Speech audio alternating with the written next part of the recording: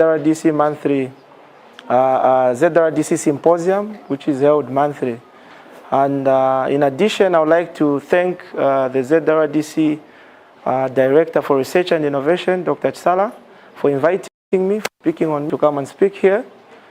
I would also like to extend recognition to Dr. Alan Tembo, Senior Lecturer, Mr. Silombe, Mr. Sinkala. I don't know whether to call you Akamano,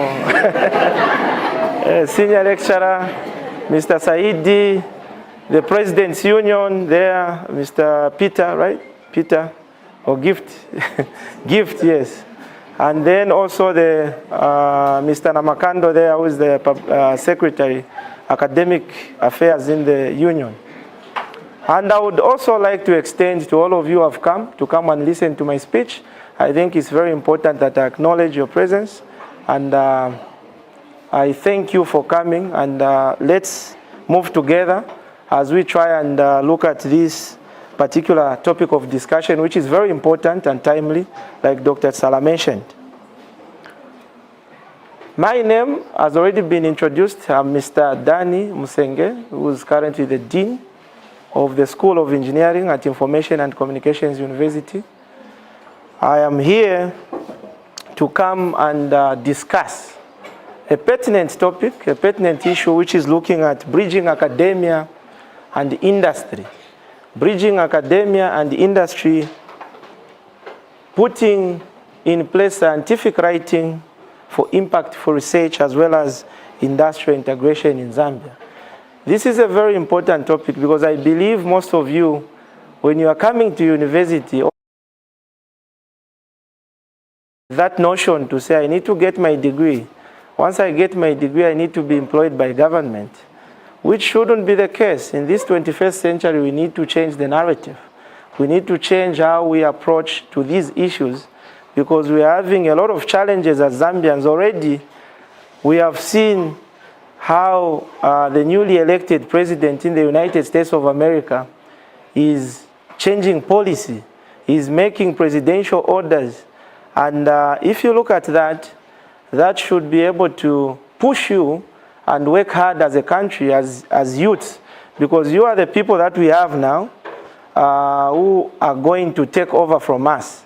So you need to change the narrative, you need to change your thinking, and to start thinking and aligning yourself to applied research so that we are able together to actually be able to solve the challenges that we are going through at the moment. Let me quickly run through the presentation outline for today. Of course, we are going to start with the introduction, and then from the introduction, we are going to go and look at the global trends in terms of research outputs as well as industrial integration. How is the global trend?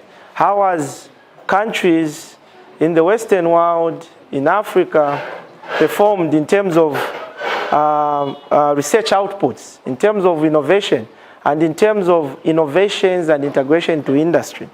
Then from there, we are going to look at the African context. Where are we as Africans? What are we contributing to that global push that we have been talking about? What is to the global output, research output? What are we contributing as Africa? How are the statistics? I think that is very important because we need to start from there. That's when we can actually be able to solve our challenges that we are going through. Then from there, we are going to sample a country in SADC, which is specifically here, I sampled South Africa because South Africa literature has shown that it has actually been the bedrock or at the cornerstone of innovations as well as publication outputs in Africa, as well as industrial integration.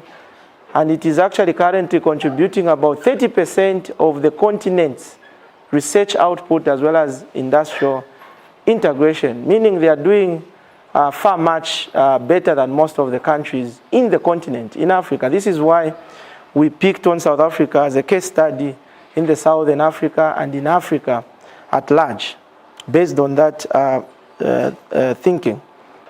Then also look at Zambia. Zambian academia and industry linkages as well as industrial integration. Where are we as Zambia? What are we doing? Are we able to produce solars, or we are still buying from China? Are we together?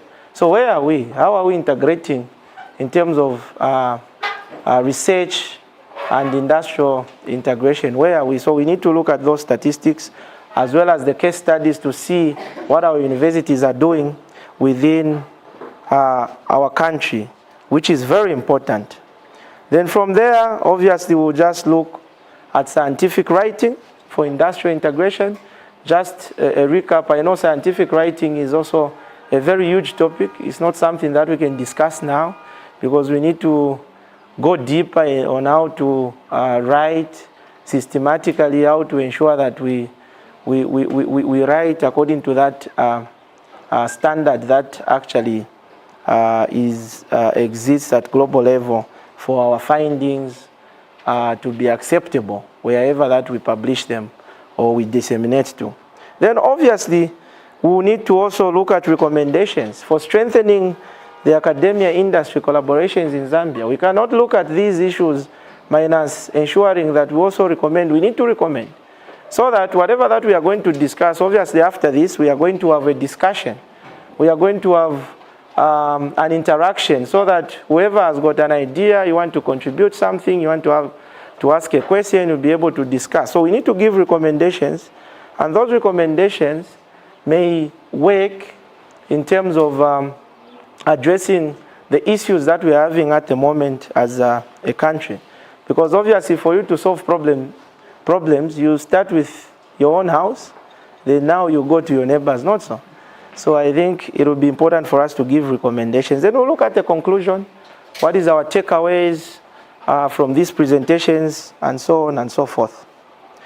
The objectives of this presentation basically is to look at the global, African, as well as SADC, and the Zambian trends in terms of innovation, research output, and in terms of industry integration. Then also to look at some of the case studies showing successful industry academia collaborations. Successful industry academia collaborations. Where have we seen innovations being translated into industry? I think that is important. When we start emulating and looking at those case studies, I think that will give us a zeal to even research more, to even get involved at ZRDC to conduct research and come up with ideas that will help us to move forward, and that what will help us to solve the challenges that we are currently going on as grappling with as a country. Then also, we'll try and look at the best practices in scientific writing for industry relevance. So I think the first thing, we need to define what scientific writing is. Scientific writing basically is defined as a structured meaning it's structured in a certain way, and it should be precise. Precise meaning it should be straight to the point. It should be straight to the point. It should address the core issue that you want to tackle. And then it should also be objective. Form of communication that is used to convey the research findings in academia or in industrial settings. So I'll put it in this way. You have got, for example, an idea. And that idea, you have it in Zambia, in Lusaka, in Chisala, ICU, not so, at ZRDC. So that idea that you have is yours. It might be an innovation. It might be a project, or it might be a project or a prototype that you want to add to the body of knowledge, for example, right? So now, the question is, in order for you to make that project relevant, you need to communicate it. And there are norms that we follow in scientific writing on how to communicate the ideas that you have. And of course, you go through the research process that you conduct in order for you to do those experiments that you needed to do, in order for you to validate. You need to validate your prototype or your results, if it was a research, as you are adding to the body of knowledge. So for you to communicate, you need to write in a certain way that is acceptable, right? This is why, obviously, even when you are writing your assignments, you've seen a lot of lecturers telling you to say, you cannot just submit my assignment minus following Harvard way of writing, Harvard referencing style, APA, and so on and so forth. I'm sure you have heard about such, right? Those are standards in which we follow in academia in order for you to be able to disseminate information in a way that will be understood, in a way that will be acceptable by others, so that others, someone who's sitting in China, someone who's sitting in Beijing or in New York, California, they will be able to see and understand, assimilate what you have written, and that can actually even be able to spark collaboration. Because when they see what you have communicated, it's making impact, and it has a logical flow, they are able to understand what you have written. Obviously, they will be able to understand and contact you. This is why when you publish a paper, we always put our contact details. It is a way of being identified, and in case someone is interested in your innovation, they are able to contact you, and collaboration can begin from there. And a well-effective scientific writing will enable researchers also to present their hypotheses. This is what I'm talking about, their methodologies. For you to be able to innovate the way you have innovated, right? What methodology? How did you do it? Okay? But though sometimes there are issues to do with patent. Like, for example, I don't know how many of you saw, there was an innovator from Zimbabwe who innovated an electric car. Is it an electric car? Yes, an electric car that uses waves. Okay? That guy, I mean, is Marvel. He's actually even surpassing Elon Musk. You understand what I mean? He's in Zimbabwe. So how do we protect such innovations? How do we communicate? You communicate sometimes, but you need to patent your innovation so that you have the ownership, intellectual property. Are we together? So, of course, you can communicate your methodologies, but in terms of innovations, you also have to be very careful and put it in mind that if I communicate everything that I did, the next thing you see, other countries reproducing what you have done. Are we together? So you need to be also mindful of having patents and also trying to be limitful in communicating your methodologies, results, as well as conclusions in a manner that is accessible by both academia and industries. Because when the industry sees your project or your innovation, I'm sure it is easy for them to partner with you, not so.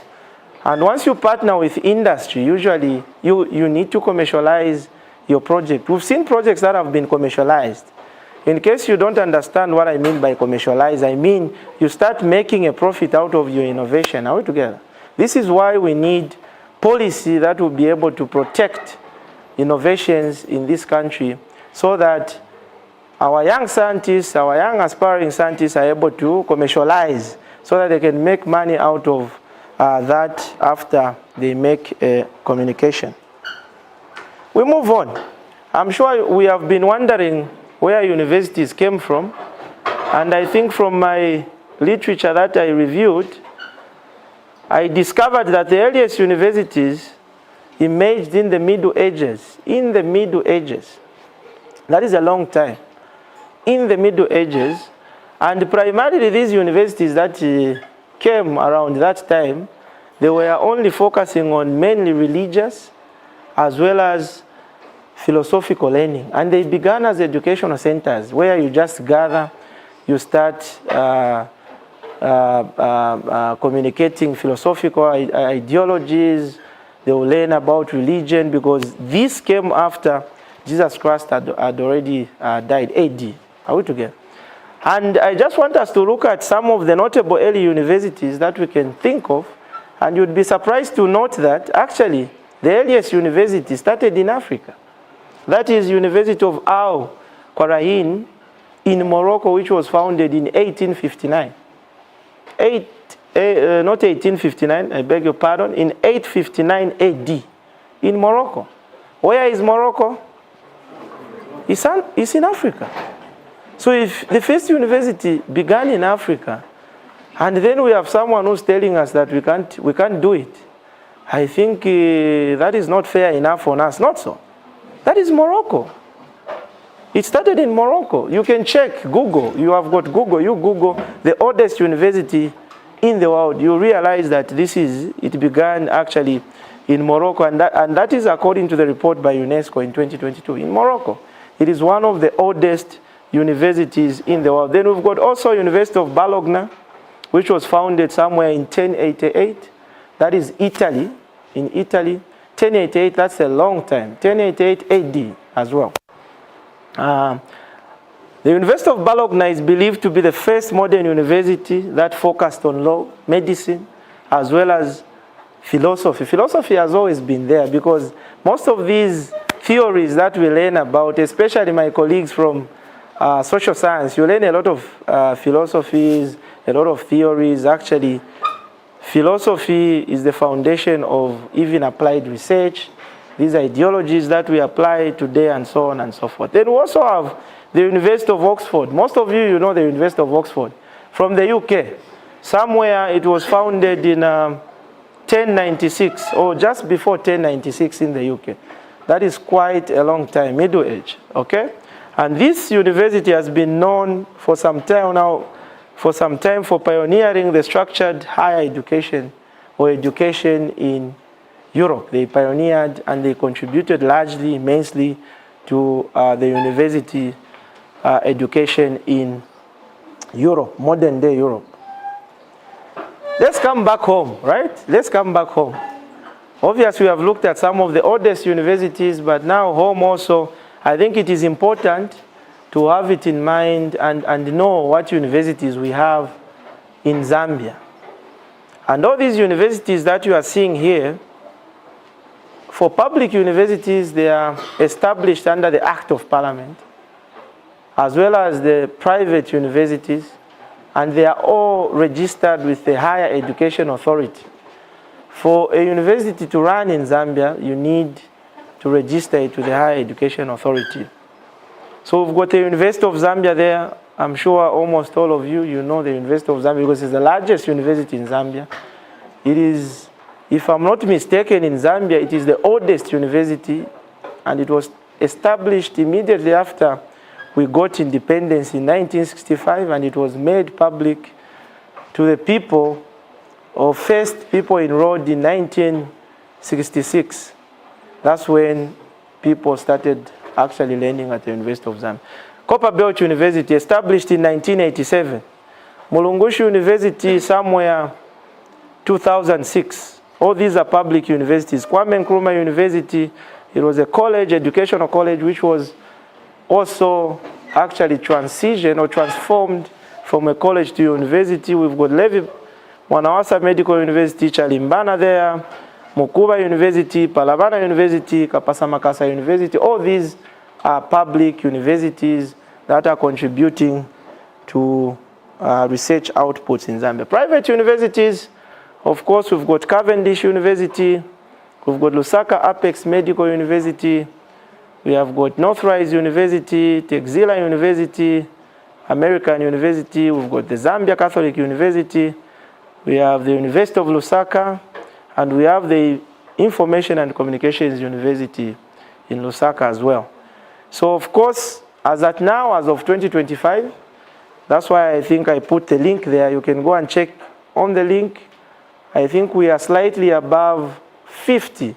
I cannot say the exact number because universities keep on registering and we are experiencing a lot. So when you check on that, you get the precise or the exact number of how many universities are registered in Zambia. But roughly, they are slightly above 50, if I'm not mistaken.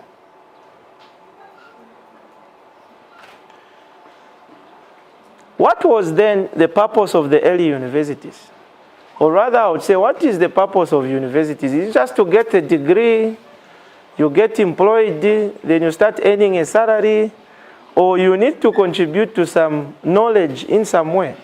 I think that's where we need to change the narrative. That's where we need to change the narrative. Way back, these universities in the olden days served as a knowledge hubs for theology, law, as well as classical studies. Classical studies is these studies like Madame Saidi there, art, old literature, music, you know, and all those things. Those are classical studies. So they served as knowledge hubs for theology, law, and classical studies in the early stages. Then gradually with time, these universities started transforming.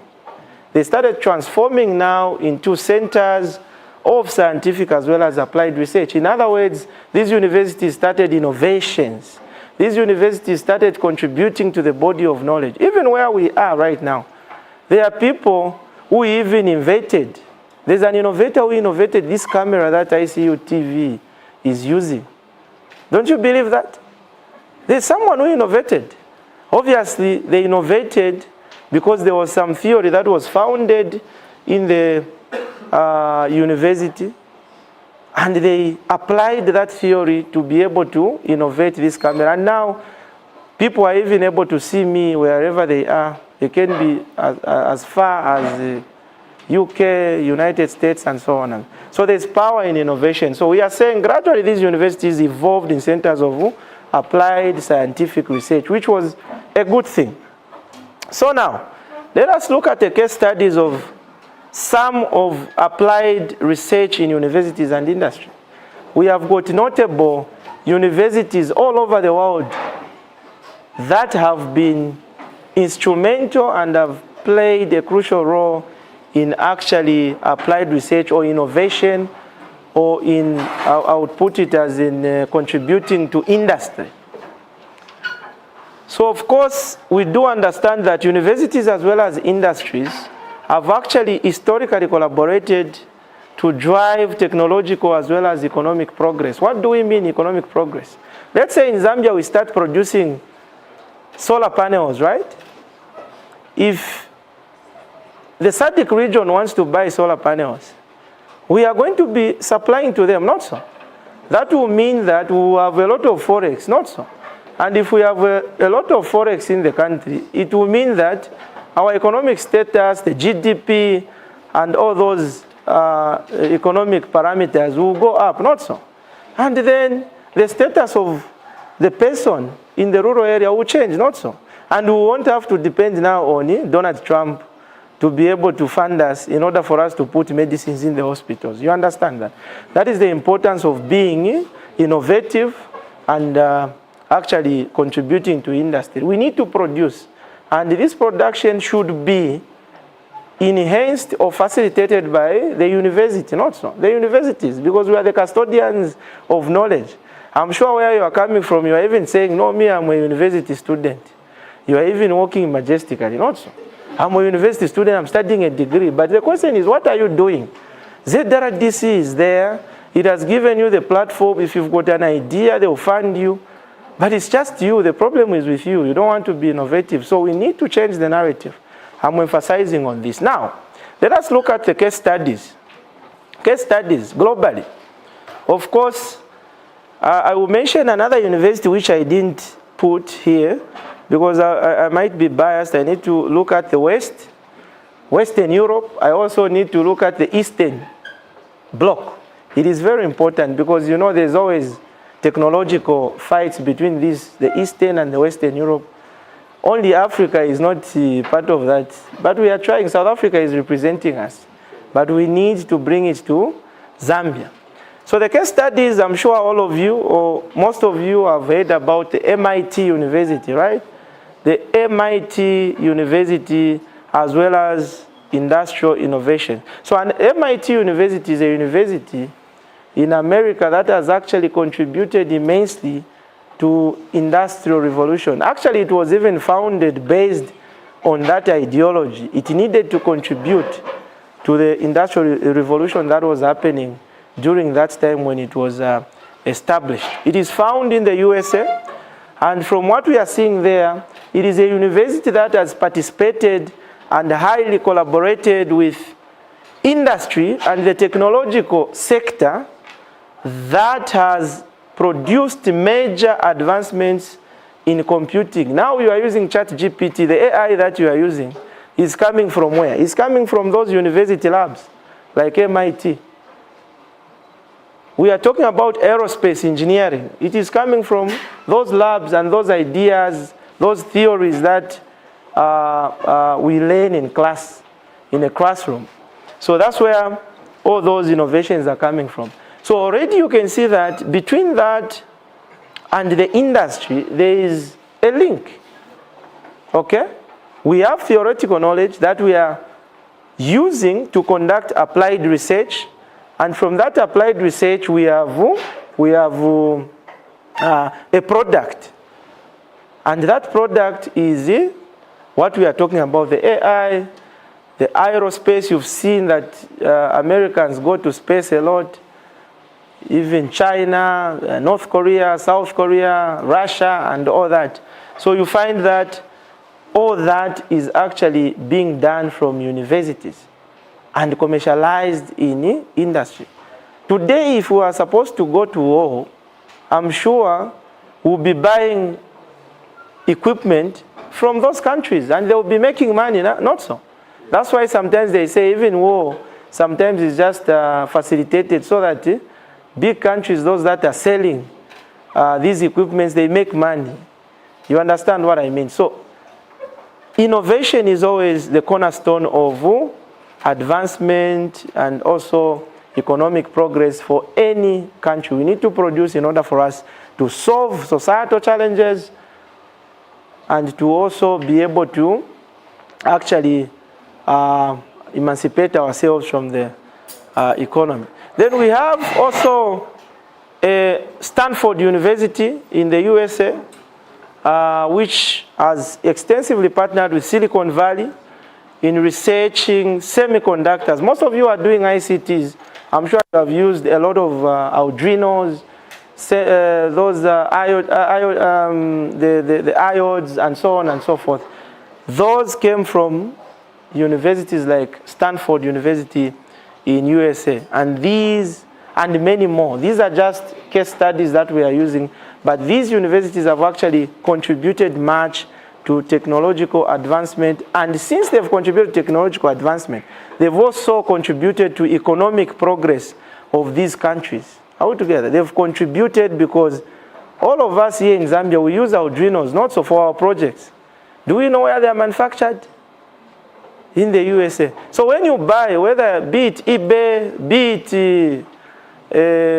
wherever you buy it, just know that it's not coming from Zambia, and your money is not ending in Zambia. It is going to that country of origin because they are the suppliers and they are the producers, not so. So we are getting our money taken to outside because we are not innovating. So what I'm challenging you is that we need to start thinking in a way that when we have an idea, that idea should be, what can I produce? What can I make? Okay, I've learned about conductors. What can I make from this conductor? How are they made? We shouldn't just be the end users to say, okay, I've got a project, I'm using an Arduino. The kind of applied research that we need is to understand, how is this conductor, how is this Arduino made?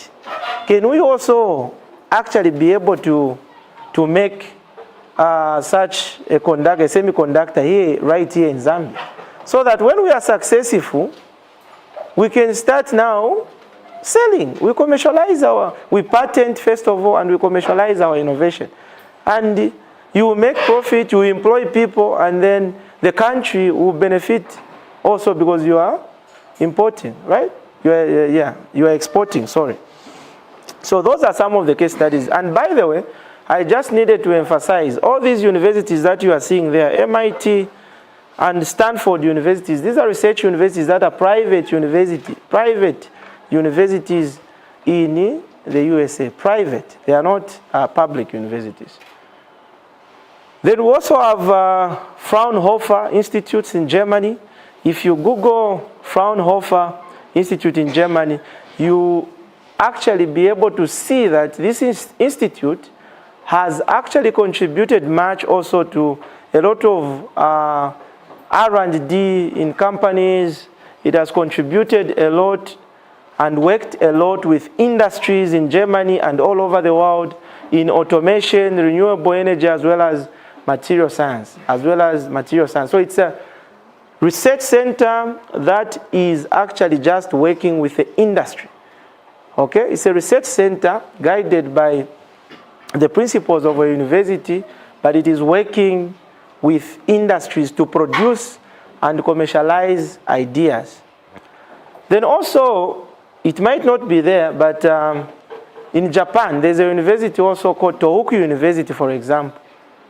It is solving a societal challenge by making or manufacturing, not manufacturing, sorry, I beg your pardon, but they are conducting research to perfect artificial hearts for humans.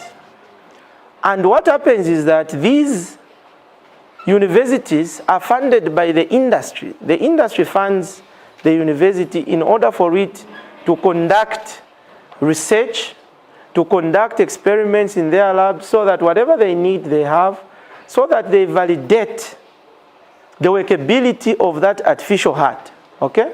So once it works, what's wrong with commercializing it, right? If I'm in Zambia, I'm a millionaire, and my heart is giving me trouble, I'm almost dying, the doctors tell me, okay, with this heart of yours is tired, you will die today. What is wrong with me buying that heart? That will keep me 15 years, 20 years more. Are we together? That is the power of innovation. We are solving a problem, but at the same time, it is contributing to the economic progression of a nation. So that is the power of innovation. That is the power of applied research as well as integration of university and industry. That was the fourth one. It is not there, but you are able to. Now, let us look at the importance of bridging the academia and industry. What is the importance? First of all, bridging the gap between the academia and industry will enhance knowledge transfer. Number one, because universities, we are the hub of theoretical knowledge. There will be knowledge transfer that will foster innovation, and that will promote the commercialization of research. I think this word is coming out so often, commercialization of research. Just the previous example that I'm giving, you commercialize, but at the same time you are solving a societal challenge. So that is the first thing. The second thing is that academic institutions generate theoretical knowledge while industries, they focus on practical applications. We've seen now, when you go to China, these developed countries, China, North, you will find that now they even have robots delivering food. Have you ever seen that? A robot would deliver food to your doorstep. Just pushing the coordinates through the geographical positioning system, the GPS, then the robot will come. It will be able to sense, move, if there's an obstruction coming. And that is the kind of technology that we need to be thinking of in order for us to actually move forward, and in order for us to actually also be able to make an impact. Then collaboration between the two will also ensure the research findings that the ideas that we have and the research findings that we have. It will ensure that we address the real world challenges. The real world challenges, I'm sure you can agree with me now in Zambia, we have a real world challenge. Which one is that? Anyone who can talk about the real world challenge? Load shedding. It's a real world challenge. And we continue buying solar systems, inverters from China. Why can't we manufacture those solar systems right here in Zambia? We have doctors and professors. We also have researchers, students like you, with 50 universities in the country, not so. Are you telling me we can't make a solar panel? I think that is a story for another day. But what I'm trying to say is that we need to do more. With what we are already doing, we need to do more. Because I believe with the engineering that we teach, with the engineering that we do, we shouldn't be failing to actually produce a solar panel, or to produce an innovation that will help us to solve that particular problem, Therefore, all of you here, whether you are studying engineering, agriculture, environment, and all that, I challenge you to start thinking towards ending load shedding in Zambia through other means, through academia, through innovations, and so on and so forth. Are we together?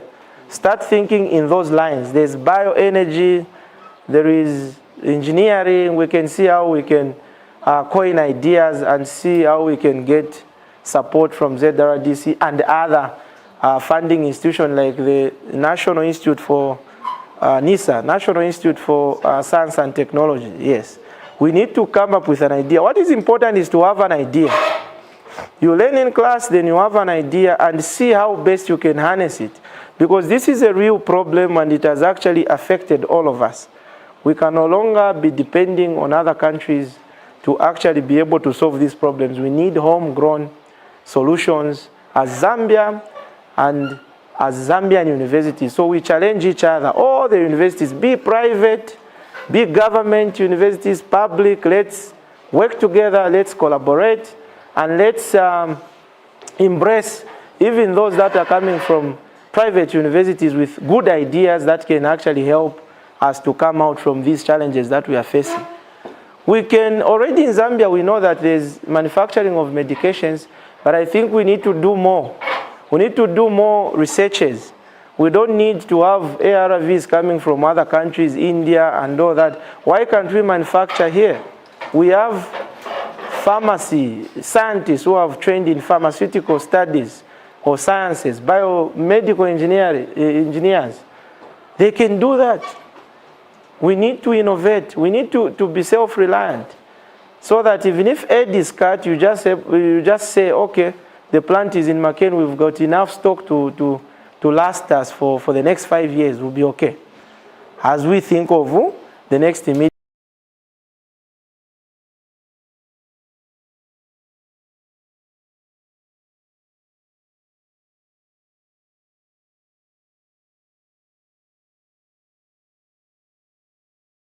plan. Are we together? So those are the lines that we need to start thinking around, or the trajectory that we need to start moving into. All right, then the last thing, of course, in Zambia, we need a strong academic industry linkage that will drive economic development, as well as that will improve productivity, production. I think it is coming back to the same. This is why the kwacha keeps on losing value, because we are not producing enough. We are not innovating enough. Most of, all of you, you've got even accounts on eBay. You are buying things on eBay every day. You are sending money outside Zambia. We need to have those monies retained within the country. But we can only achieve that if we are able to innovate, if we are able to produce. So that some of the things that we are buying outside, imagine a cover for a phone you need to buy on eBay. A cover for a phone, a screen protector. No, that is not correct. So I'm challenging you. These are some of the ideologies, innovations, and actually there's nothing wrong for you to come up with a project and you start reproducing that right here in Zambia. What is important is you are innovative and you are able to actually contribute to that aspect. So we need a strong academic industry linkage. That needs to be done. That needs to be done. Because already literature has shown that there is a weak collaboration or linkage between the academia and the industry in Zambia. There's a weak, no one can deny that fact. There's a weak linkage and we need to do more. I challenge all the public universities and the private universities. Let's do it, and we can do it. Let's look at the global statistics and the trends in terms of technological advancements. So of course, we understand that scientific research plays a crucial role in technological advancements, like I've already alluded to, and economic development worldwide. World over, wherever you go, scientific research, applied scientific research, has a hand in technological, or a role to play in technological advancement and economic development worldwide. So now let us look at the trend in terms of expenditure on research. So according to literature, global spending on research and development, R&D, is standing at approximately 2.4 trillion, that is in 2020. That was what it was standing up to. That is 2.4 trillion. That is a global. So when we say global, we mean Africa, Asia, or Western Europe, Eastern Europe. We mean the global expenditure. That was the global expenditure. But we need to ask ourselves, out of that 2.4 trillion, as Africa to trickle down it to Zambia, how much have we contributed to that? To the 2.4 trillion, is there anything that we have contributed or nothing? We'll answer that question as we go on. So then, also, the number of published scientific articles has grown exponentially, with over 2.9 million research papers published in 2021, as of 2021. That report was according to SMIGO and Country Rank 2022. 2.9 million research papers published in peer-reviewed journals. In peer-reviewed journals, not predatory journals. Are we together? 2.9 million. Again, there we need to ask ourselves, as Zambia, as Africa, how much is our output and how much are we contributing to that 2.9 million research papers that has been published in peer-reviewed journals. So despite the surge, or despite the increase in publication, the translation of academic research into industry applications, again, this is very critical. Despite the surge, meaning despite the upward movement, or the increase in the outputs in terms of publications, we just said 2.9 million. What we are seeing is that despite that, the translation of this academic research into industry application remains a challenge. So there's a challenge. And this challenge, what we are saying is that it's not just a matter of publishing, I've published. We need again to come back to the drawing board and be able to answer real questions. You understand what I'm trying to say? Huh? We can publish many, but only 30% of university research is directly contributing to industrial innovation. Only how many? 30%. Where is the rest of 70%? So in other words, we are saying we need to do more.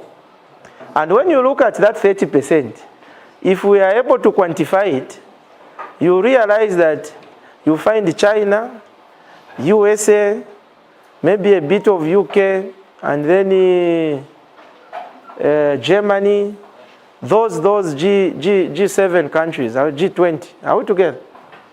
But now the question again there, where are we as Africa? Where are we as Zambia in terms of contributing to that 30%, which is already low? And we are saying that one, if we quantify it, is representing those countries that I've mentioned. So we really need to actually be able to do more in that aspect. Then let us look at industry-funded research collaborations, which has increased over time, with corporate R&D investment rising to 6.7% annually. It is rising by 6.7% annually from 2015 and 2021. So what that entails, or what that means, is that industries now have understood the importance of collaborating with universities. This is why we are able to see the increase. So the funding, what we mean is that an industry, a case study, maybe let's say Kansanshi Mines in Solwezi, funds Copper Belt University in order for them to conduct a research that will improve their processing of copper so that the copper comes out as a high grade. Because them, what they need is to have high grade copper. When they have high grade copper, that's when they will sell at an expensive price. You understand what I mean? So now, their R&D, research and development, funds a university to do that on their behalf, to do the experiments, to be able to validate the results and ensure that there's an improvement. If they use starch, for example, to process copper, maybe they try other substances or chemicals, or in order for them to say, okay, if we compare starch and maybe starch made from cassava and the starch that is made from sweet potatoes, which one is working well in terms of, so they will do the experiments on behalf of the industry. And the industry, when the results come out, they are going to benefit because their processing capacity, their processing grade will move upwards, and that will entail that this company will have more revenue, right? And if this company has more revenue, it translates to again to what? The country's economic progression. Forex will be coming into the country because a university participated. A university participated in the research. So we are saying we need more of that. But globally we are saying annually it has increased. But in Zambia we also need to conduct a research and see how much similar collaborations are being done in order to ensure that these corporations are actually funding these universities to ensure that they actually participate in research on behalf of industry. That is industry-university collaboration. And that's what we need to advocate for. And that's what we need to actually be able to facilitate, to actually be able to push forward for. This is what we need. We look at the global landscape in terms of scientific writing and industry integration. So that is scientific publications by country as of 2018. As of 2018. By the way, why we are even looking at these research outputs? Because these research outputs is what eventually turns into innovations, right? So it is important. If you are publishing in peer-reviewed journals and all that, it means that you are innovating, not so. You are adding to the body of knowledge. That's what it means. So the more you publish, the more likelihood of more innovations. So it is proportional. It is relative proportion. It's proportional.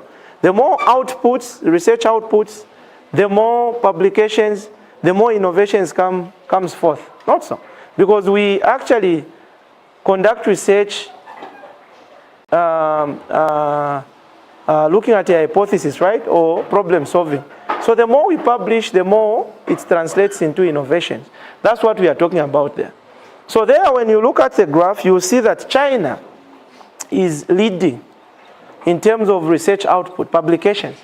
They are moving somewhere there to, that is 75 million, right? 75 million, yes, publications.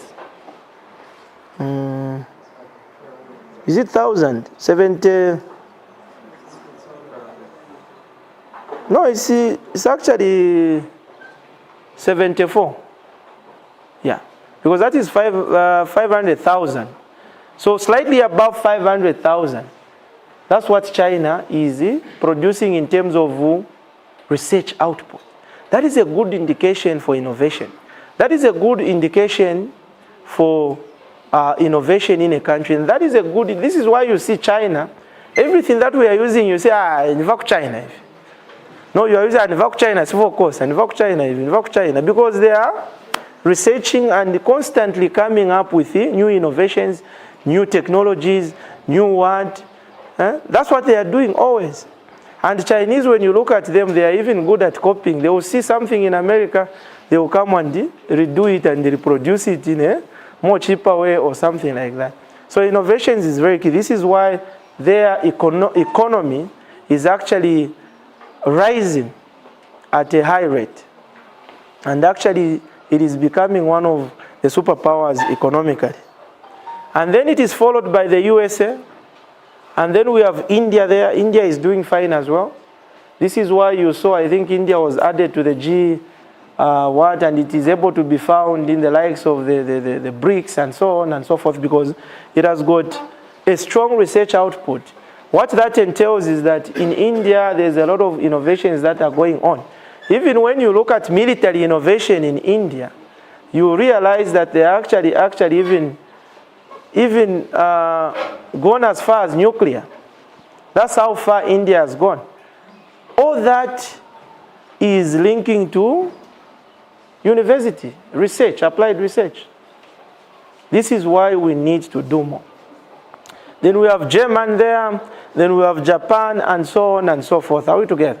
So these are some of the statistics that you may want to look at. Then we have now industry integration of applied scientific research. So this is a global trend that I've actually beamed here. We are looking at the integration of applied scientific research in industry. So for example, if universities are conducting research for pharmaceuticals, like the example that I gave of Tohoku University, and by the way, at that Tohoku University, we've got a Zambian that is working on that project. Is that not marvel? A Zambian that we know, even at the conference he came, but he's working and contributing in another country. So he has the knowledge, he has the skill to bring that into Zambia. But it can only come if we create a favorable environment for him to stay here and to contribute to what he needs to contribute to. Not so. Because at the end of the day, yes, you can be patriotic, but the environment may not allow. So those are some of the issues. So now this, I just sampled a few industries and looked at some of the statistics in terms of integration of industry and university applied research. So we've got healthcare, pharmaceuticals that are leading with about 30%. So in short, more collaboration is going on in the pharmaceutical industry in terms of R&D, in terms of university applied research. So pharmaceutical industries are gaining more from university applied research and actually commercializing, as well as be able to actually sell those particular products that are coming from university research. Then we have the manufacturing and industry contributing about 10%. Then we have agriculture about 15%. Then we have energy and environment contributing about 20%. That's renewable energy and environment. Then we've got ICTs. ICTs also is about 25%, meaning we are also doing fine where ICTs is concerned. Where ICT is concerned, a lot of innovations are coming from university applied research and being translated into the industry. So there's a lot of collaborations in these sectors that I've actually mentioned. It's a good thing, but we need to trickle down this to our country, not so, to our country and into our universities. I think that is very important. Then we look at the global scientific research statistics. Global scientific research statistics. I think I mentioned about R&D, which is expenditure on R&D globally. It is actually indicating 2.4 trillion. Altogether, globally, 2.4 trillion. I think that is another question that I asked to say, what are we doing? 2.4 is global. As Zambia, how much are we contributing to that 2.4 million? We need to ask ourselves such a question. Scientific articles published, 2.9 million as of 2021. 2.9 million as of 2021. Then we have university research to industry, 30%. You remember we mentioned 30%, right? This is what the threshold we have, 30% And this is mainly coming from Western Europe, Eastern Bloc, and then maybe part of Africa, with South Africa contributing a lot, about 30% to the continent's research output and innovation. Then we have annual growth in terms of industry R&D investment, which grew about 6.7%, and I actually mentioned about this 6.7. It is growing. In Zambia, we have such collaborations, R&D investment in research in universities. I even gave an example of Kansanshi or FQM funding CBU to do or to conduct a research on behalf. That's what we call R&D research, to do them, to solve their challenges that they are facing in their production, or it may be anything else, and so on. So I think it has grown by 6.7. That is globally. So we are not looking at Zambia here. Let's look at, we continue looking at the case studies. Of course, we cannot run away from the fact that I mentioned China, of course, is the leader in terms of research outputs, but the USA also is a global leader in research output, with over 500,000 scientific articles published annually. And we are talking about scientific publications that are published in peer-reviewed journals, not predatory. Peer-reviewed journals, 500,000. Now imagine if we do the math or the arithmetic, in 500,000, how many innovations can we tap from there? Even if we say, okay, 50% of these publications had no impact, but obviously the 50% will have an impact, right? And that means that that 50% somewhat will contribute to the progression of the economy of the United States of America, because those are innovations. And those are products. They are produced from scientific research.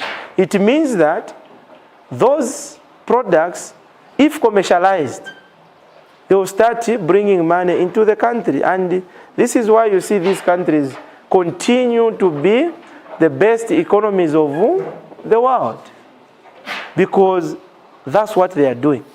It's not difficult. We can emulate and come up with policies that will encourage our universities to actually be able to publish, to be able to innovate. We create a good environment, and so on and so forth. Let's look at the Massachusetts Institute of Technology, which is the MIT. We go back to the MIT, as well as the Stanford University. These two exemplify the strong industry academic collaborations, because they are able to produce startups.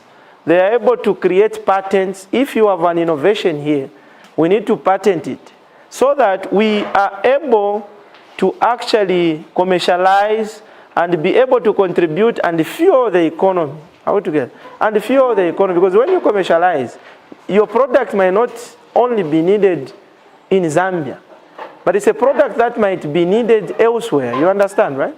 Elsewhere, maybe in the SADC region, maybe your market could be even Africa. Altogether, depending on your innovation. So I think they have contributed much in terms of industry academic collaboration. These are private universities in the United States of America. Let's look at Europe. Let's look at a case study in Europe. So European Union prioritizes R&D, research and development. This is why they've come up with what they are calling the Horizon Europe, with a budget of 95.5 billion pounds or euros altogether. That is the amount. 95.5 within a period of, I think it should be a period of 2021 to 2027. So they've got a plan to say, okay, we are going to fund research with a budget of 95.5 billion from 2021 to 2027. So meaning that what that entails is that if you've got an idea, the money is there. If you need it funded for your prototype, for you to be able to actualize, then commercialize, patent, and all that, the money is there. So it's up to you. You understand? Huh? So research funding has been set aside by the European Union for research and development, which is a very good thing. And these are such strategic plans, strategic moves that as a country, we need to emulate and be able to be setting aside monies even within our budget or within our budgets to be able to fund research in universities. As long as the project is viable, you need to fund such projects. We shouldn't just be giving awards, not so. We shouldn't just be giving awards, we need to fund. I can give you an award for an innovation, then it ends there. You understand what I mean? I'll give you an award, you go, then you don't have the funding to be able to do more experiments, to be able to actualize your project and so on and so forth. So funding is very important. And this is why strategic planning, strategically, European Union has set aside $95 billion euros in order to fund research for a period of 2021 to 2027. Then also look at the Germans' Fraunhofer Institute. This one also serves as a model for bridging the gap between academia and industry, and it is always focusing on applied research for industrial needs. If an industry needs something, you go to Fraunhofer to say, we have got this challenge, and this is what we want to do. We have got this iPhone 10. We want to make it iPhone 20 with the following features. Want the camera maybe to be capturing someone who's maybe in town or somewhere, you understand? Or want someone, yes. So you go to them, and then they will start researching. And once they research, you fund them. That is R&D research, and you fund them. They start researching, not until they achieve what you want. And then, obviously, when you have such an iPhone, you even increase the price. Instead of 50,000, it will be now 200,000. And people will be buying. And the country will be receiving forex money. And that will be translating to economic progression for that particular country. So that is the power of innovation. That is the power of R&D. The UK's knowledge transfer partnerships. These facilitate collaborations between businesses as well as universities, generating a significant economic returns. So these they partner with businesses. So if you are conducting a business and you are having challenges, market research, you are trying to know where the market is, how durable your product is and all that, they will help you with research. And once they help you, they'll give you the findings. And once they give you the findings, you will be able to know where you are going wrong, where you need to improve. They'll give you recommendations. And that would mean that you improve and you continue improving and delivering a perfect product. Are we together? And that will actually translate in more returns for your product. We come back home now, African context. We want to see, we have looked at global, quite all right. Now we are at African context, home. What is it that we are doing home in terms of scientific research output and industry collaboration? What is it that we are doing? So Africa alone contributes less than 1%. Less than 1%, meaning it's 0.00. Africa alone contributes less than 1%. So this is where this presentation becomes important, right? These are statistics. We are contributing less than 1%. Africa. I've not said Zambia. Africa, we have 54 countries in Africa. 1.5 billion. 1.5 billion, right? People living in Africa. And we are contributing less than 1%. From global research output, despite having 16% of the world's population, I've said 1.5 people live in Africa. 1.5 billion people live in Africa.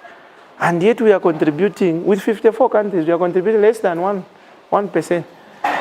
I don't know, we'll come back to Zambia, we'll come to Zambia and see how much we are contributing. That is sad. This is why we need to up our games. And this is the reason why Trump is talking, and I think I side with Trump. I'm with him. Because we don't know that our solutions are right with us. So we need to just be more aggressive. We need to also come up with more aggressive policies that will address some of these issues, and it will ensure that we actually move forward and actually start contributing more to the global research. Then now, research and development expenditure in most African countries is below 0.5. Research expenditure in terms of research and development in most African countries is below 0.5% of the GDP, as compared to the global average of 2.3%. So what we are saying here is that globally, there's an average or a threshold that has been given. So with your GDP, like with the GDP of Zambia standing at $28 billion, we need to ensure that the funding for R&D should be 2.3% of our GDP. 2.3, that is the threshold, the bare minimum. Huh? That's what we need to have. Anything less is insignificant. So that is the threshold that has been set. 2.3% as a bare minimum, and that's what we need to actually calculate from our GDP in order for us to fund R&D.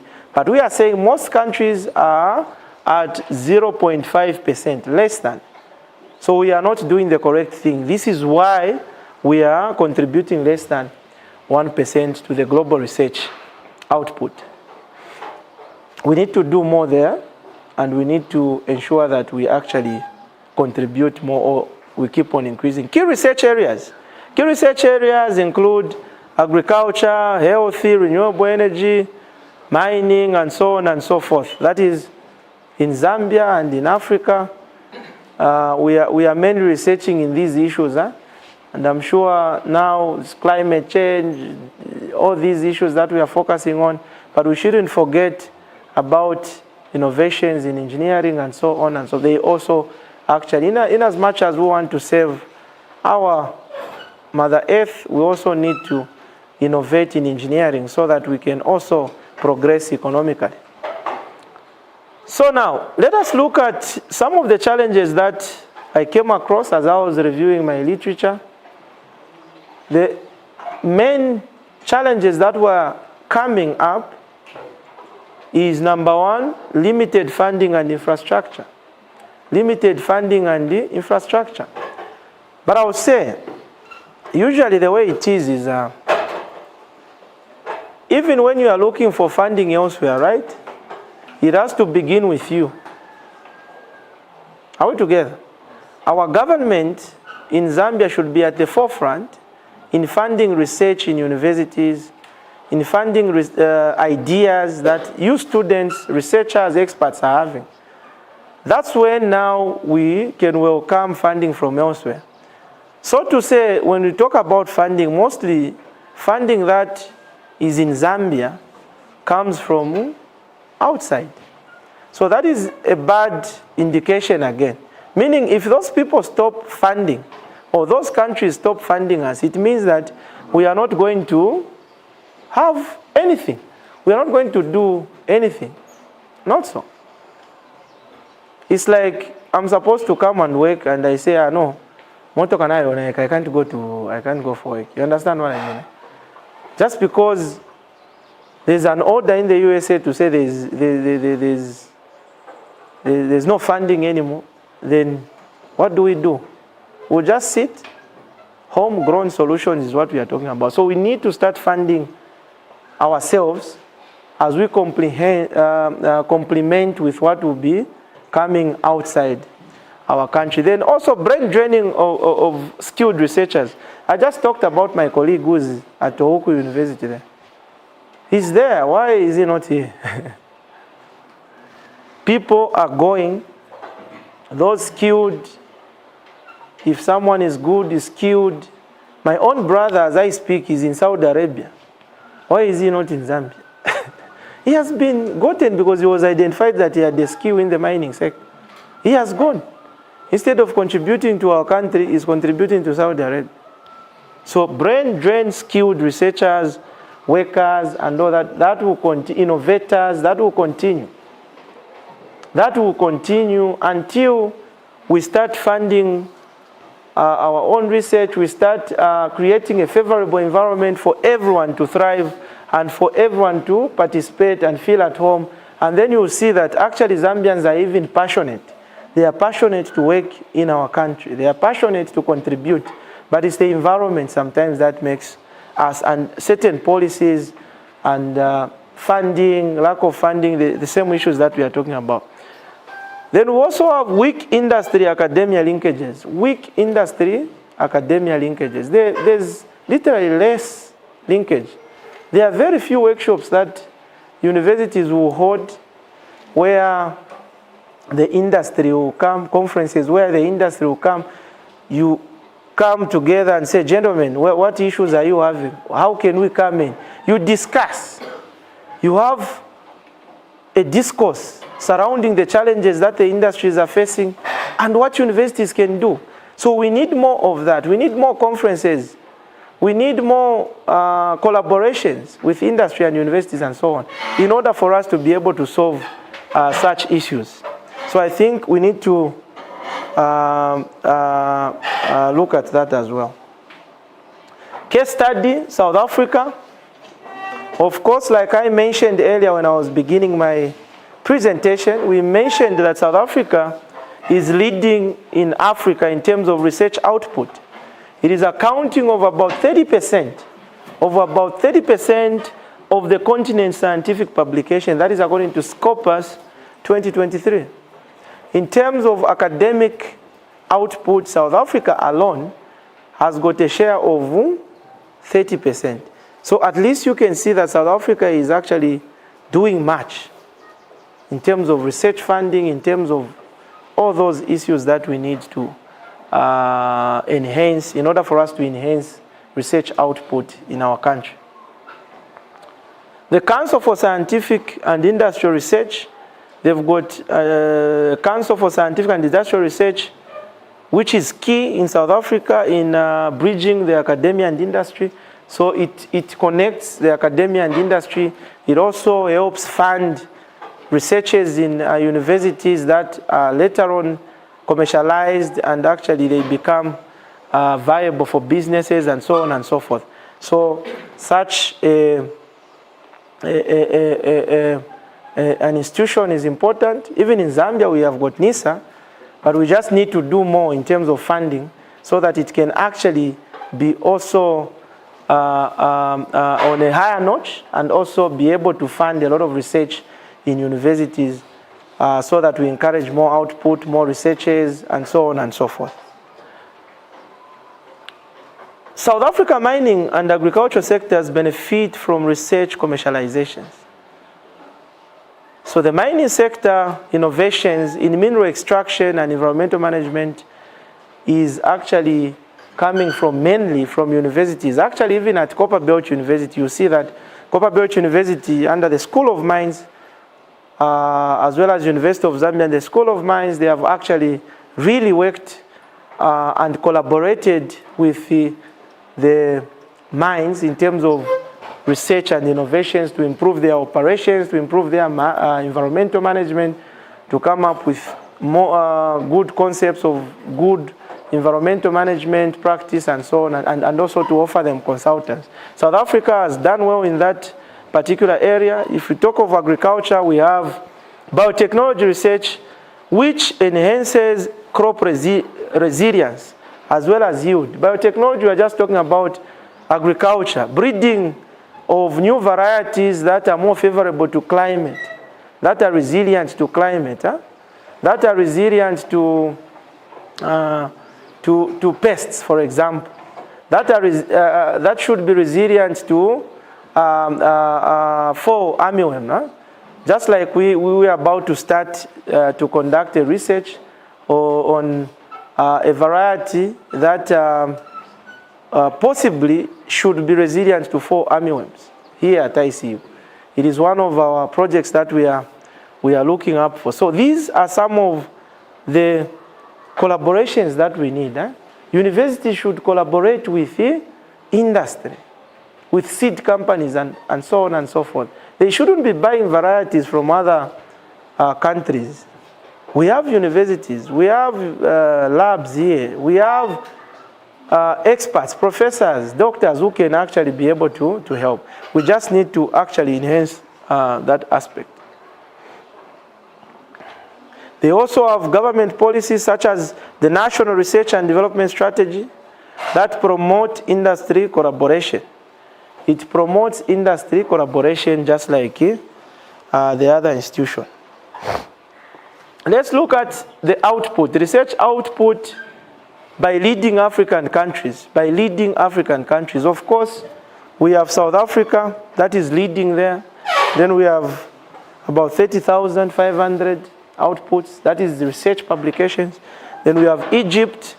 Then we have Nigeria also there with 12,800 output published in peer-reviewed journals. That is research output. Then we have Kenya also contributing there immensely. We have Morocco, where we had the first university, right? It is also contributing in its own way there. So I think that is the statistics in African leading countries in terms of research output, but we need to do more. We come back to,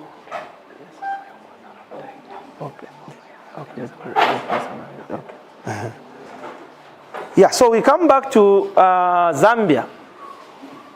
Current status of research output in Zambia. Current status of research output in Zambia now, case study. So Zambia produces relatively low volume of research publications as compared to other African nations with only 0.112%. We need to do more. That entails that we don't have enough innovations, enough what, that is insignificant, so to say. That is insignificant. So we need to do more. Of global research output attributed to the Zambian institution. That is according to World Bank, a report by World Bank. Then key research areas, of course, include humanities, business, agriculture, mining, environment, renewable energy, as well as health sciences. But commercialization and industry adoption remains weak. That is according to Simatele in 2019. So in as much as we have output, we have the small share that we are doing. When we compare now to say how much are we translating into industry in terms of innovation, in terms of linkage to the industry, it is actually almost weak and insignificant. It's not there, so we need to do more. University research and institutional funding is heavily dependent on external sources. Like I mentioned, most of the funded projects in Zambia, they are external, which is a very bad thing. We need to start funding our own researchers so that if the research is viable, we attract now external funders. So that is also another weakness that we have. So we need to ensure that we start funding our own research for our own people in order for us to do better in terms of innovation and research output. This limits the capacity of independent, industry-driven research. That is according to Chisala in 2023. Doc, you are the one who, that is your paper. We hope so. So what are some of the industry constraints? Industry investment constraints. So industry investment in research, private sector R&D investment in Zambia is below 0.3. Below 0.3 is insignificant again. So there is no much collaboration between the industry and the universities. It is almost insignificant. When we compare it to our GDP, then significantly lower to South Africa's. South Africa stands at 0.8. And then global benchmark, like I mentioned, is about 2.3 or 2.4%, somewhere there. Mining, agriculture sectors contribute to most research funding. Through much of this funding is directed towards operational efficiency. So you find that we have these projects, but operational efficiency, in order for us to achieve what we want, the whole money is finished, even before our findings are actually actualized. So we need to work on that. Then limited industry incentives for collaboration. Limited industry incentives for collaboration with academic institutions it hinders innovation and technological advancement, because you need to come up with incentives. For example, an industry that invests or funds research in a university should be able to maybe have a certain tax break or a tax percentage that they won't pay because they are contributing to university research. I think those are some of the incentives that we are talking about. We need to do more on that particular constraint. Then challenges. Quickly, I ran through the challenges because I don't have time. Challenges in scientific writing for industrial impact. Of course, lack of industry-focused research outputs. Most researchers in Zambia are theoretically driven, like I was mentioning. In as much as you have enough outputs, it's theory. We need industry-driven. We need to align our applied research towards industry, towards producing, towards something that is tangible that we can actually use and actually be able to produce a product that will be able to help the country's economy. Limited access to high-impact journals. Many Zambian researchers lack funding to publish in international journals. You can have a very good paper, but for you to publish in a journal, they will tell you to say you need to pay $4,000, $5,000. We have limited access to those. In other countries, they have that funding and they will be able to pay. And some of them, they even have MOUs with certain journals. If you are coming from this university, from Copperbelt University, from ICU, from UNZA, from UNILAS, you don't have to pay because we have an MOU between your universities. We need to do more as well there. Weak policy frameworks for academia industry collaborations. We need to do more. Policymakers, those who are doing public admin and any courses to do with economics, we challenge you. Propose certain policies that will help towards promoting industry academic collaboration.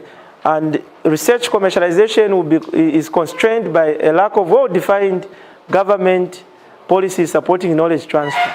Skills gap in scientific writing. So many researchers will find that they have an innovation, but they don't have the acumen of writing or communicating in science. Communicating, how do I communicate? They don't know. So we need to ensure that we facilitate certain workshops, we build capacity in our people so that they are able to write, they are able to generate relevant reports as well as patents. They need knowledge in that. So that has been a limit to their ability to translate findings into practical application. I'm almost done. So we have Zambia's industry and university collaborations. I just picked on 2 case studies, which is Copperbelt University and the ICU, Information and Communications University.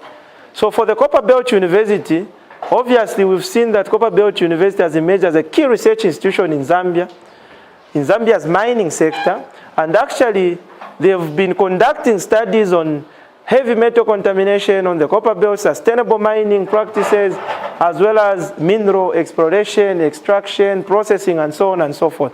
Meaning that the knowledge, the theoretical knowledge is being translated into practical. They are contributing to the mining sector in order for Zambia to be producing efficiently and good grade minerals that they are producing. Then they've got collaborations with the Mopani mines, Lumwana mines, FQM, Konkola copper mines, and this has led to the improved environmental management strategies in these mines, and also technology transfer remains slow due to bureaucratic challenges. Also, bureaucracy is a challenge where you want to progress, but because someone in Lusaka has to sign a document, and they take 1 year to sign that document, meaning whatever that you are doing in terms of collaboration, it ends there, you understand? So bureaucratic elements also is what should come to an end. Processes should be simple, direct, so that we move forward, so that we progress and so on and so forth. So bureaucratic challenges should be something that should be squashed. Key success factor. When we look at CBU, they've established a Directorate of Research, Innovation, as well as Consulting. This fosters industry and academia partnership, which we are talking about here, and promotes applied scientific writing for mining sector and other disciplines there. If you want to get more information, you can get it on that website for CBU. The last case study, we are talking about the Information and Communications University, which has partnered with Huawei ICU has partnered with Huawei for a longest period of time to be able to work together in order to produce applications, softwares, and so on and so forth that could be used in technological advancement in their company. That is a good example of collaborative of universities and actually Huawei has also been helpful in funding workshops where our students are actually skilled in certain elements so that they are able to conduct research and be able to come up with products that are actually acceptable out there and those that can be commercialized. That is one of them. Then we have ICU that is collaborating with seed companies in order to conduct experimental trials for them, in order to come up with hybrids that will actually solve the challenges that we are going through right now. For armyworms, then we have drought-resistant varieties and all that. So we are doing all these things at our university farm, and that is industry-university collaborations. That is very key. In addition, ICU partners with ZIA, Zambia Institute of Architects, so that we also contribute to the industry. Then also ICU partners with the Zambia Agricultural Research Institute so that we can collaborate and, if possible, do joint research that will help our farmers to actually be able to solve the challenges that they are going through. Then also ICU partners with Cotton Board of Zambia to help our cotton farmers also with challenges. So recently we are even doing a brief for Cotton Board to be able to help them identify the challenges that farmers are going through and so on and so forth. Are we together? So these are some of the collaborations that we need to enhance in order for universities to be able to contribute. So maybe let me just talk about dissemination of information. Of course, dissemination of information is very key. It is very key in that you need to disseminate information in peer-reviewed journals, technical and detailed. That's what you need. Peer-reviewed journals, you need to disseminate your information of your findings, of your innovations, and so on and so forth. You need to have that skill. Industry reports, policy briefs, you need to also disseminate in that manner. Publication dissemination strategies. You need to ensure that you have the skill to choose the right journal. You don't just publish anywhere. You need to ensure that you check, is this journal peer-reviewed or not, and so on and so forth. Then open access versus subscription. So you need to also look at options. If you have your paper or your innovation published in an open access, it means that there will be a lot of people who have access to your paper, and that will actually ensure that you have visibility online, and actually it opens doors for collaborations at industry level and at funding level. Are we together? Then also using digital platforms like for research visibility, Google Scholar, ResearchGate, and so on and so forth. It's very important that whenever you are publishing, you have those accounts on Google Scholar and the ResearchGate, because the visibility that you have will actually be seen all over the world. And that, again, will ensure that you are visible to industries, and they will be able to check your innovations, and they will be able to partner with you to commercialize. And you also have a collaboration for funding. Are we together? Funding, because you are visible and people will be able to appreciate what you have done because you have learned the skill. Now, what are some of the recommendations that we can make? Recommendations for strengthening academia-industry collaborations. Recommendations for strengthening academia and industry collaboration. We have first policy recommendation. We need to increase government and private sector funding. I think that's where we need to emphasize, highly emphasize. We need to increase government and private sector funding for research and development. We need to increase. If we don't have, we need to set up some funding within our budget so that we start funding before we wait for external funding. Strengthen national research and innovation policies to align with industry or industrial needs. We need to align our national policy, research policy, to align to industrial needs. Like I told you, we are having a problem now, load shedding. We need to align our policies towards funding research on those students, universities that are conducting research on maybe solar innovations, power generation innovations. We fund those, and we encourage more to participate in such particular researches. Then implement tax incentives for industries investing in academic research. You remember we talked about incentives in the previous slides, right? These are the same incentives that we are talking about.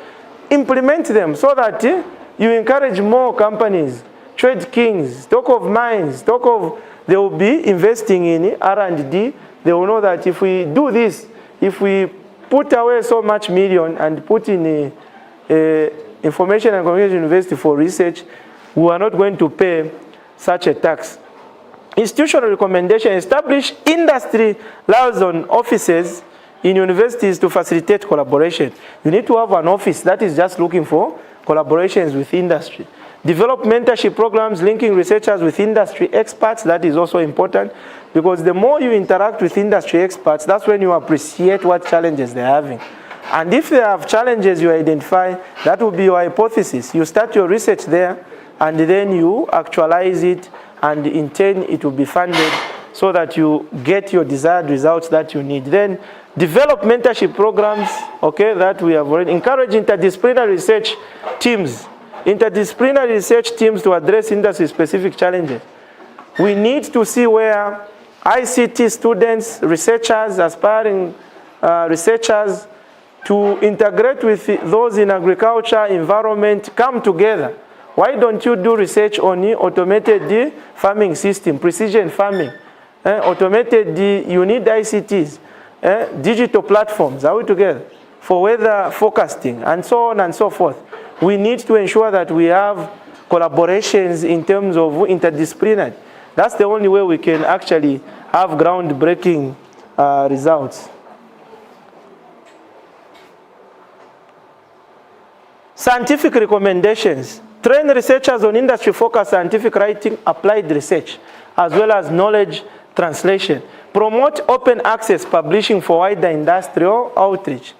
Not closed access, open access. When you publish, anyone who searches all over the world is able to view you, okay? Visibility. To increase outreach, to increase industry, those industries, the industries that are focused in R&D, they will be able to find you, see your innovation, bring you on board. So we need to promote that. Enhance collaboration between academia and industry through co-authored publications. I'm looking forward to a situation where a university will collaborate in terms of research with an industry expert, and they create an output. That's what we need. That is the collaboration that we are talking about. In conclusion,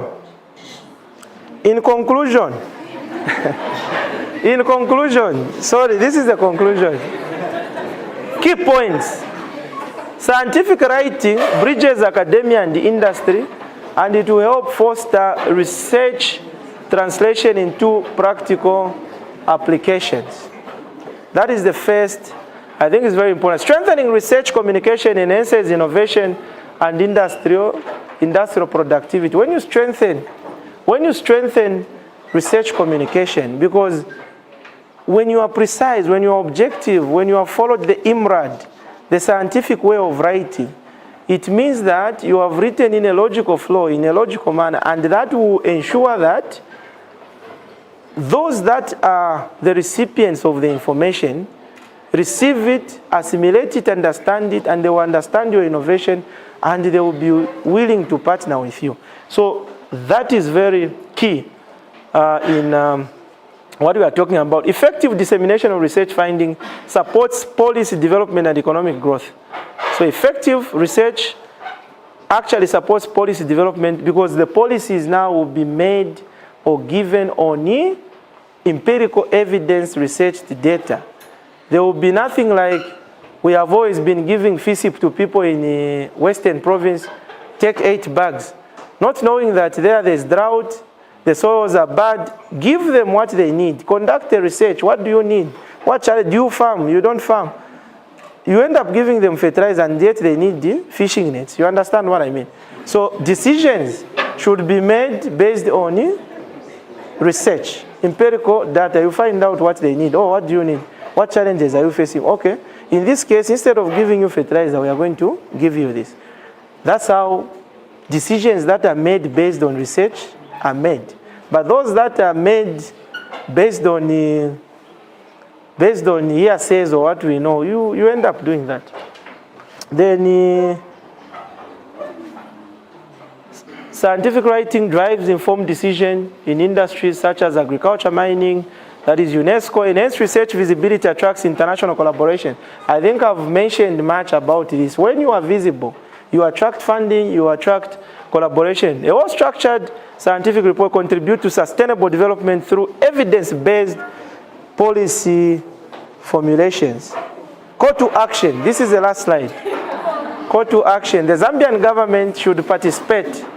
The Zambian government should participate in funding research in universities that is driven by tangible results and products that can actually contribute to our economic standing in the SADC region. Universities and industry should strengthen collaborations through joint projects, knowledge sharing platforms like I mentioned, conferences, symposiums and all. That's what we understand, what they are going through, what challenges. Then from there we can start and creating a hypothesis and actually translate it into an actual research. Government and private sector must invest in scientific writing training to improve research communication.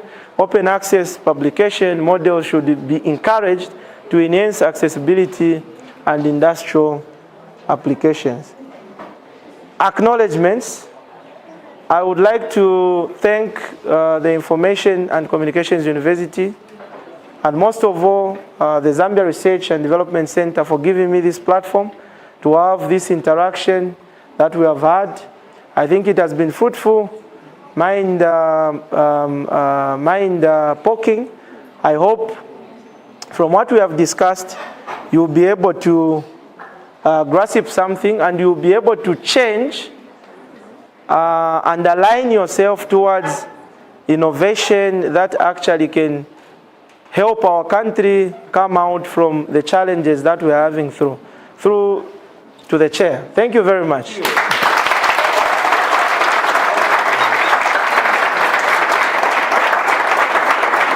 Take more time. Thank you.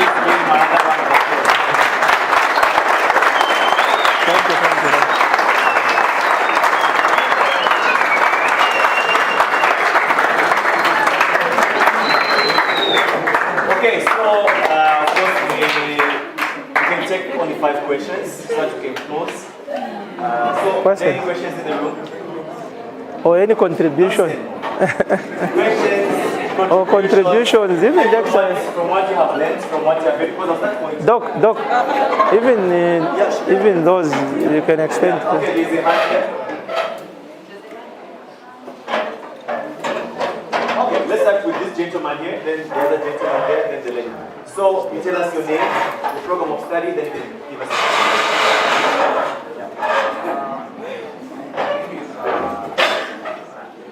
My name is Pascal. I'm studying ICT.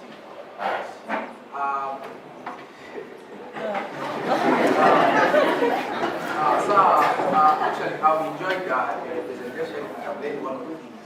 Thank you. Mostly we're talking about innovation and also the stuff. So, sir, usually you talked about the universities partnering with the industries. So, sir, with the kind of innovation we are having, so like myself, what I'm getting in class, I think I can give it 3 out of 10 to be enough to come up with something. Because you can't tell me if you haven't learned how the architect of something, how it is made. There's nothing they come out. There's nothing they come out. Yeah, true. You go in a class, you learn about how Alpha does, you haven't seen it, you learn how to work. You can't see it. You don't know which machine is found. Okay. We have gotten his point.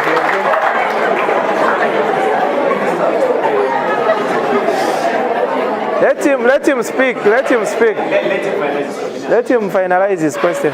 So like it will be better and it will be a little bit appropriate for you to challenge us, partner with the industries, if you are offering the kind of education they have for us to come up with the invention. You can't tell me all these brains in here. If we come up together, that's what we need. We can fail. That's what we need.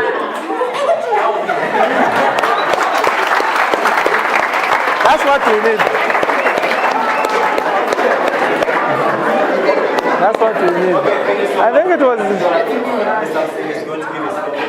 Let's go to the second German. So tell us when the program started. Right. So my name is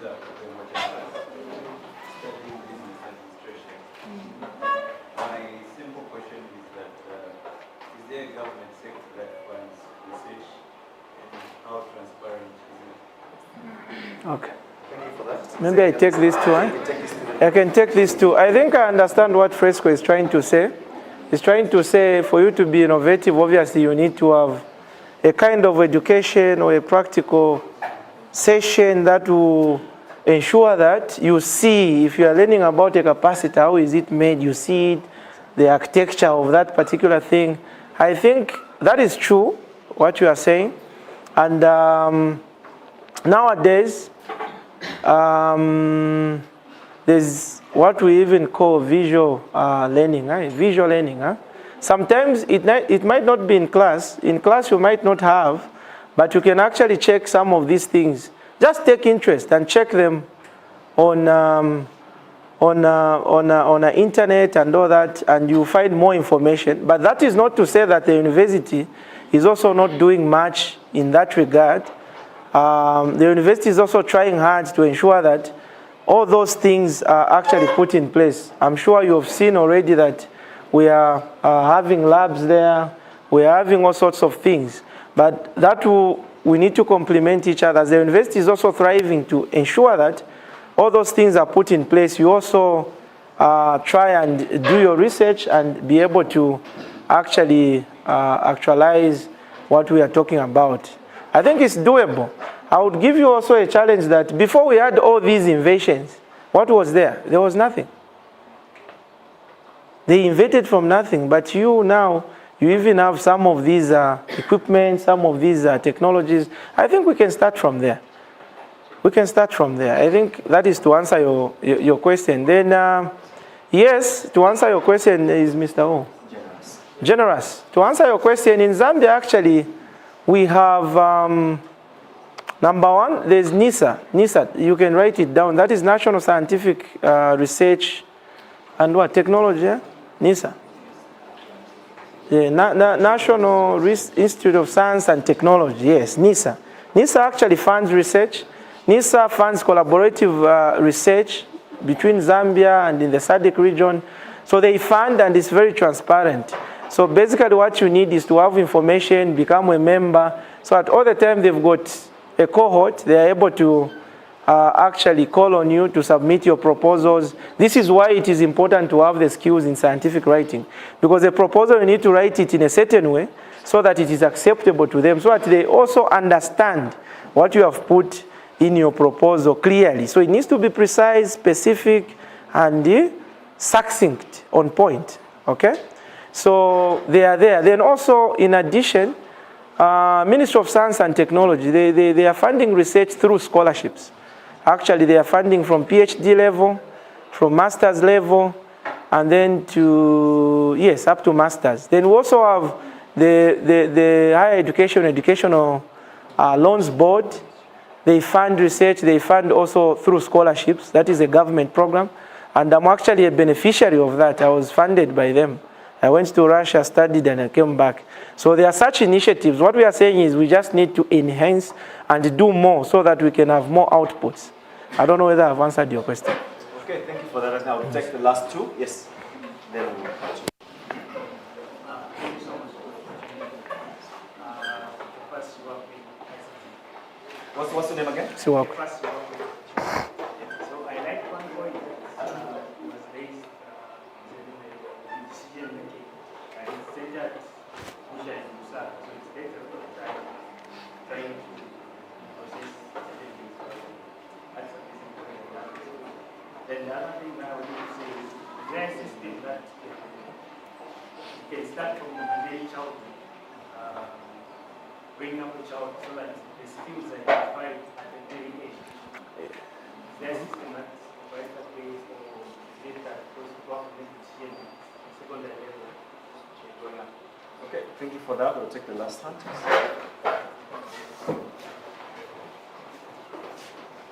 Thank you very much. My name is Isaac Mlambo. I'm studying at from what has been presented. Mine is a contribution and an encouragement to all of us here. And I know questions were being raised that where are we going to start from? From that end, I can just encourage colleagues to say, we have a number of researchers who have done well. This is my 8th semester here, and I've seen our colleagues who have been doing a number of researches which have been successful. They have represented this school even at a high level.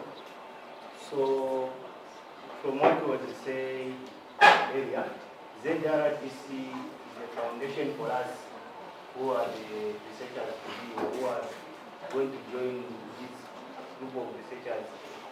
Let us utilize them at whatever point we can, because from my personal experience, I've had collaboration with these people who have been doing research. Despite I have not been on the front page, but I've always followed them, and they have really helped me in a number of things, starting from academic performance in class, going in field, and other advice. Three, we may see that maybe our members of staff are busy, but these same guys who are in ZRDC, I think they have got a cake to give us. So we are the only people who can take this ICU in that height. Then when you call to action, you refer to the implementation. I think what the presenter said, the government should take a part. Yes, that's not much. From the statistics, the numbers which are being given, you see as Africa, it's only South Africa which has reached that 30%. And the other expenditure we are seeing on a certain drop of 0.5, which is not significant in the record statistics. So some of the things are not shown our part. We cannot manage them, but through the ZRDC, we are in a nursery. So the ZRDC can manage us, and from here, the ZRDC permission to be affiliated, so that I get the cake nicely.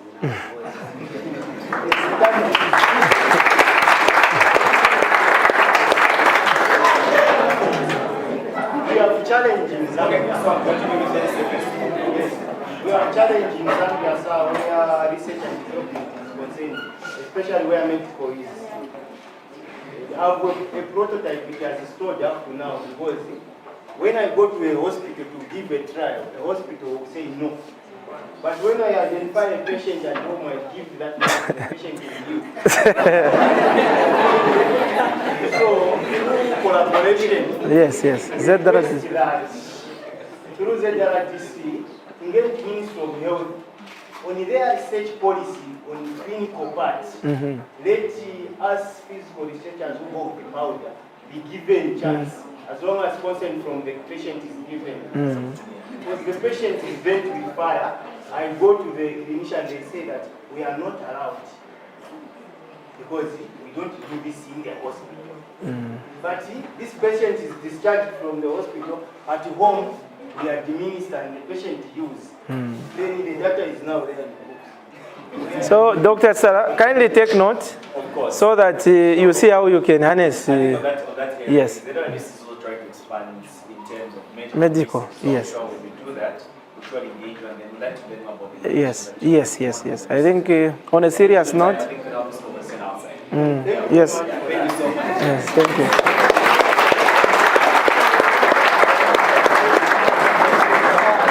Okay, so I'm going to allow you to just respond to that question. To that question? Okay. Yeah, there was a question from Mr. You didn't take note? Yeah, Mr. Kefas. So initiatives and interventions pertaining to identifying researchers or aspiring young researchers as they are young are there. I think all of you remember JETS. Huh? That's the essence of JETS. That's the essence of JETS. JETS is there to identify young aspiring scientists and to actually identify some of the innovations from there, which can actually then now be harnessed and be developed into a bigger prototype and then obviously patent and then commercialized. So that's why JETS is there. And that's maybe programs and interventions that maybe start from primary, maybe as early as primary. I think maybe that's where we need to actually look into that. I may say they are not there, and I find that maybe they are there. So I'm not sure on primary school if we have some kind of identification of talent in those kids. And I think it is also important that we have that. And my proposal to that, usually it is easy because you can only maybe identify a kid in what subject they are good at. If someone is good at, let's say, sciences, obviously maybe you don't allow them to take more courses. Huh? They will take 8 courses and 7. Just allow them to do that particular course that they are good in, and then they will concentrate much on that. Most of their time, 90% will be spent on that, and then they will develop the skills and be able to actually maybe become innovative and so on. Because if we have so many courses, sometimes they will disturb your concentration on that particular. Maybe those are some of the issues that the government can deal with, to just trim and identify you are good in math, okay, so you go this side. You are good in sciences, in biology, you go this side. Like that, it is easy to identify who is who and where they are headed to. I think that's to answer your question. Okay. Yes. I haven't seen, wait. I haven't seen any questions from the ladies. Ladies, even one question. Ladies, gender. We talk about gender. Yeah. Let's balance the gender. One last question, then we'll yeah.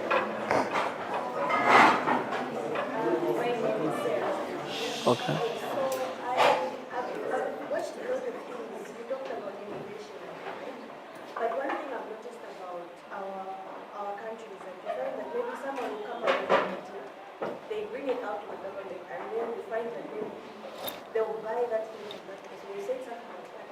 Patent, yes. So I've noticed something about our government. Is that thing where when you bring out an idea, you bring it out to the government, they will just buy that thing and then go. Okay. Okay. So I don't know if there's something that we can do about that. Empower the young people. Okay. Bringing out Okay. ideas. Can I quickly? Yeah, in 30 seconds. This is why I think due to time, I didn't talk about this. We need policy formulation. Policy formulation that will protect young innovators to own their own innovations. There is a policy in the United States of America that I'm trying to look for. That is this one. Have you seen that policy in the United States of America?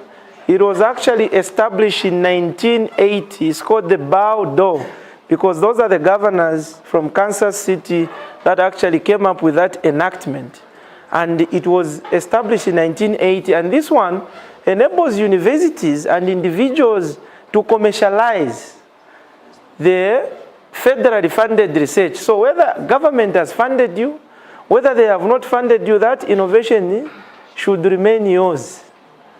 And that you are protected by that act. And this leads to significant increase in university patents and individual patents. Are we together? So we need such acts in Zambia to protect you and me for the patent. This is why when you go to Russia, for example, I'll give you an example between the inventor of AK-47 and the inventor of M16 in the United States of America. The inventor of M16 died a millionaire. The inventor of AK-47 died a poor man. Why? Because of the point that you have raised. So we need protection by law. That is to answer you. Yeah, shall we please give the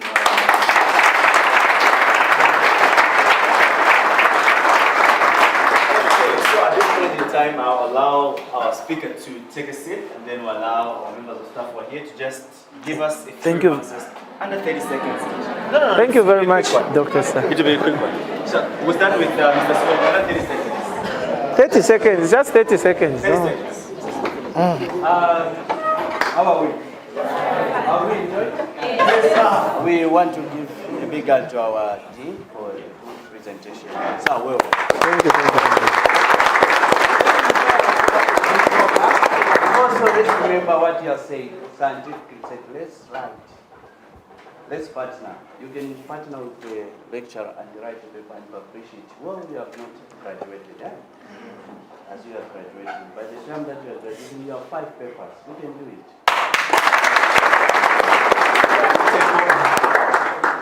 Good afternoon. I won't take much of your time. We have had a long day. A lot has been discussed, and we have seen where problems are with regard to research.